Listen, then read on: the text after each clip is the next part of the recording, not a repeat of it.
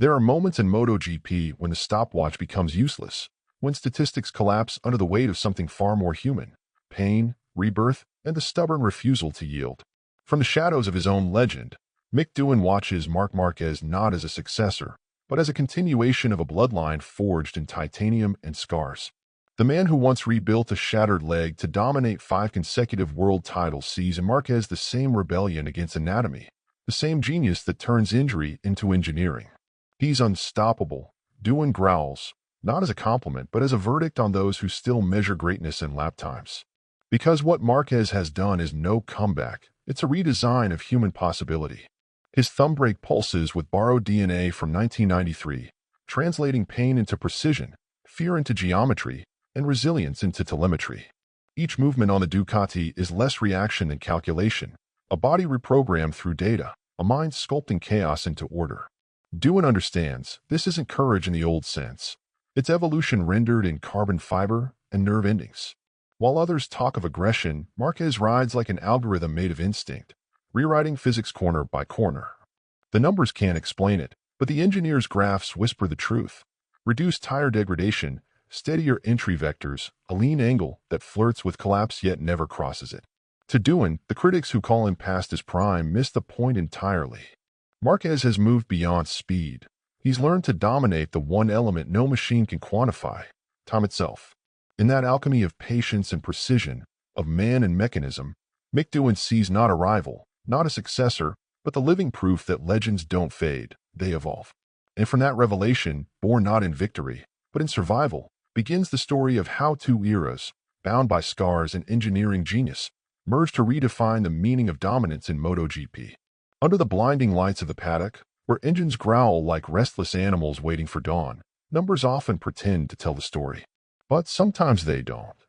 Sometimes the stopwatch becomes irrelevant, and victory lives elsewhere, hidden in the flesh, in the trembling of scar that remembers what courage costs. Mick Doohan stands in the shadows of history, his silhouette carved by titanium and torment, watching Marc Márquez with a calm that borders on reverence. The air tastes of oil and destiny. In Márquez's movements, he sees not youth, but echo, a reflection flickering between decades, forged in surgery rooms and sleepless nights. Marc has made resilience his style, Doohan says, voice low and deliberate, and that's harder to defeat than speed. The words linger, heavy as truth. Márquez leans over the Ducati, his fingers brushing the handlebar, feeling the pulse of something human beneath the machine. What if this is the year I stop chasing and start becoming? He wonders. A little-known detail hides beneath the carbon fairing, the slight offset of his rear brake sensor, recalibrated to adapt to micro-fatigue in his right arm, a silent confession written in data. The garage hums with algorithms and ghosts. Every breath feels measured, every heartbeat a lap time. The metaphor of the moment isn't battle.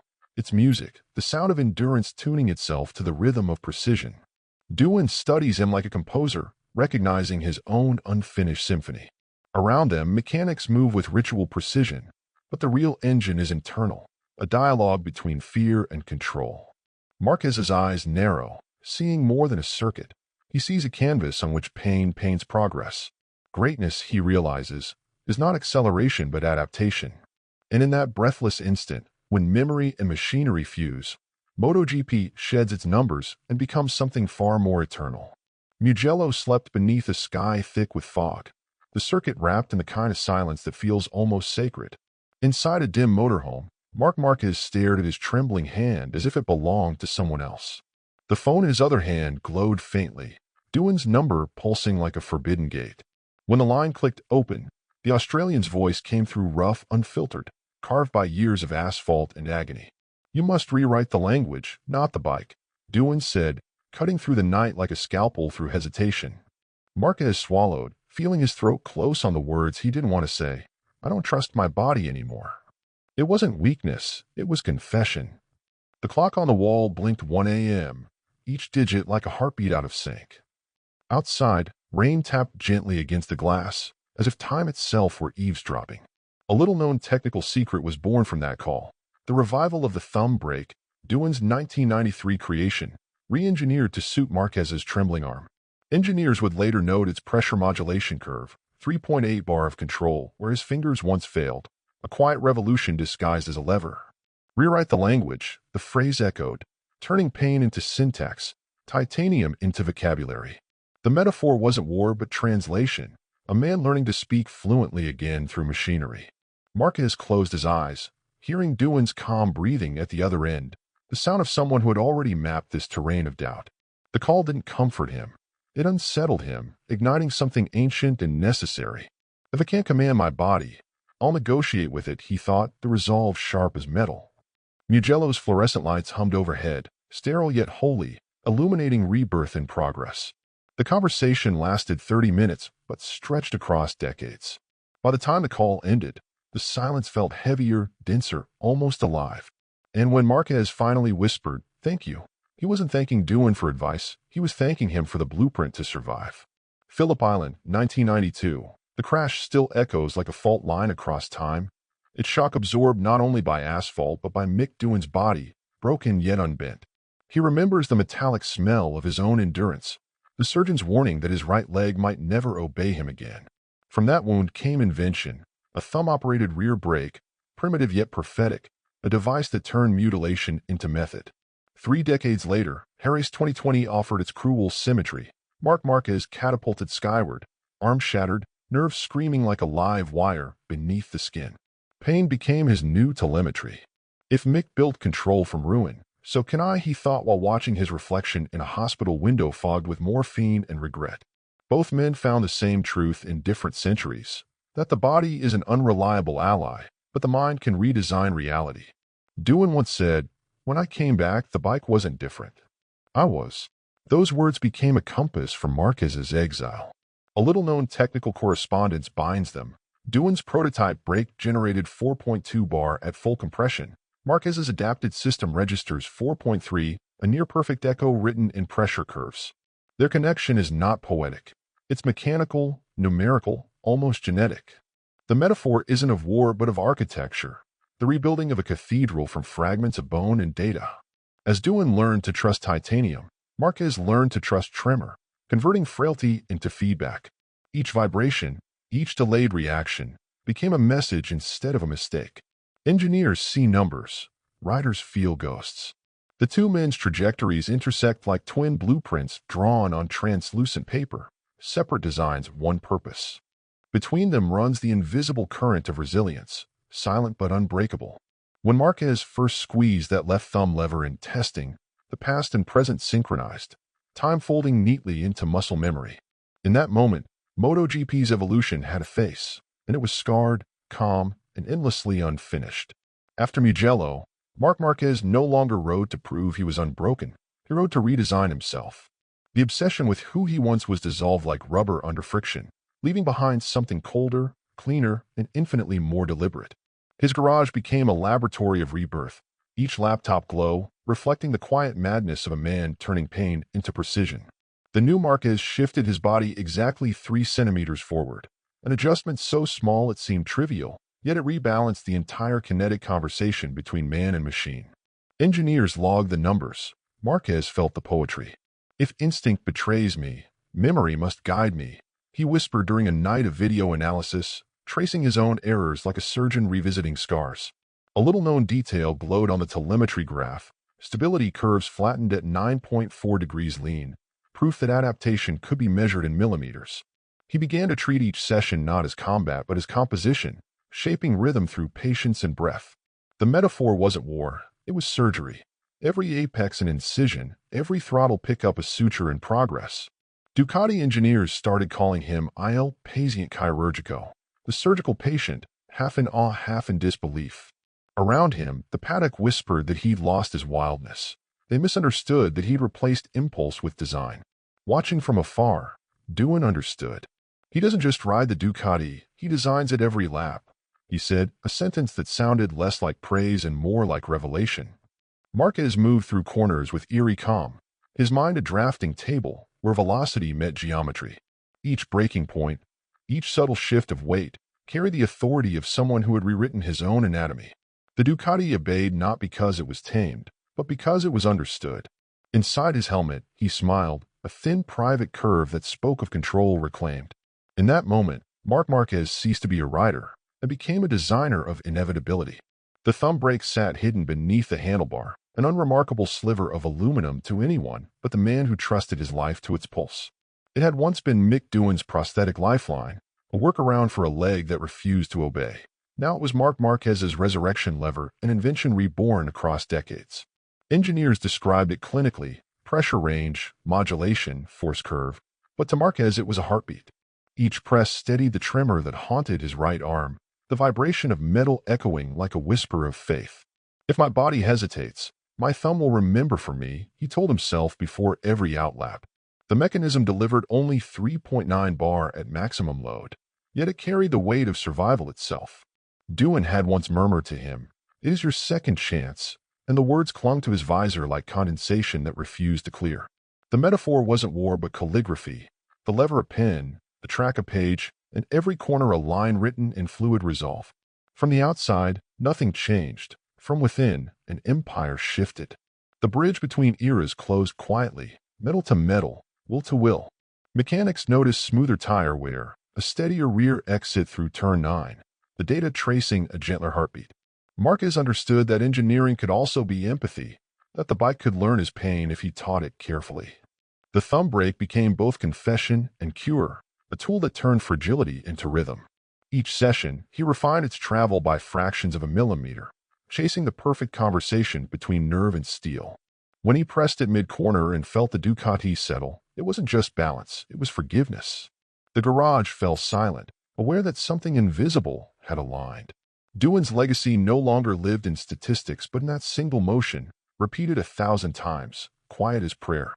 And in the stillness after the lap, Márquez knew he hadn't just adapted, he had rewritten the very language of control. When Marc Márquez walked into the Ducati garage for the first time, the atmosphere shifted like pressure before a storm. The GP25 stood there, red and defiant, a machine infamous for humbling champions. But he didn't bow to it, he dissected it. Within days, he demanded the swing arm pivot be moved exactly 1 millimeter downward to unlock hidden traction on corner exits, a detail so microscopic most riders would never dare suggest it. The change altered rear wheel geometry, stabilizing the bike under throttle while whispering new truths into the telemetry. A Ducati engineer, still stunned, muttered, "It's like having an engineer who laps at 330 kilometers per hour." Márquez smiled faintly. "I'm not here to fit in. I'm here to redesign the conversation," he thought. Each run became an experiment. Throttle maps rewritten for smoother torque delivery, clutch staging curves reprogrammed to relieve pressure on his recovering arm. The result was technical poetry: reduced rear tire degradation by 6%, more consistent acceleration traces, and a newfound serenity in corners that once punished impatience. The metaphor wasn't war but surgery. The pit box transformed into an operating room where precision replaced instinct. Around him, the engineers took notes while Doohan's words drifted through the air like scripture. Marc has dislearned aggression to relearn precision. The sentence hung there, equal parts admiration and warning. Márquez moved differently now, not chasing chaos but choreographing it. His data logs read like sheet music, lines of rhythm, pauses of control. Each adjustment to traction control, each recalibrated launch algorithm, was a verse in a mechanical song. Rivals mistook his calmness for surrender until his lap times arrived like quiet thunder. A little-known detail lay in his notes: torque reduction of 2% at corner entry, his own discovery, giving the Ducati a human heartbeat. In the garage, silence turned to reverence. The wild prodigy had become an architect of velocity, mastering restraint until even the machine seemed to breathe at his command. And as he stepped off the bike, visor lifting to reveal that glint of serene defiance, MotoGP understood. It was witnessing not speed, but evolution made flesh. In the crimson heart of the Ducati garage, two suns began to orbit dangerously close. Francesco Bagnaia, reigning champion, the mathematician of precision, built his laps like equations, measured, repeatable, immaculate. Marc Márquez, by contrast, was chaos in calibration, an improvisational architect bending theory to instinct. Their coexistence felt like static before lightning. At first, the balance seemed stable. Bagnaia's data ruled the monitors, his calm authority shaping every briefing. But then, patterns began to shift. Márquez's feedback came annotated, handwritten, alive with curiosity. Let the bike speak first, he would think, eyes scanning telemetry like poetry. A little-known detail marked the change. His corner entry trace showed an unconventional throttle pickup delay of 0.07 seconds, granting smoother reacceleration where others twitched. Engineers began whispering a new term in meetings, Marc reference.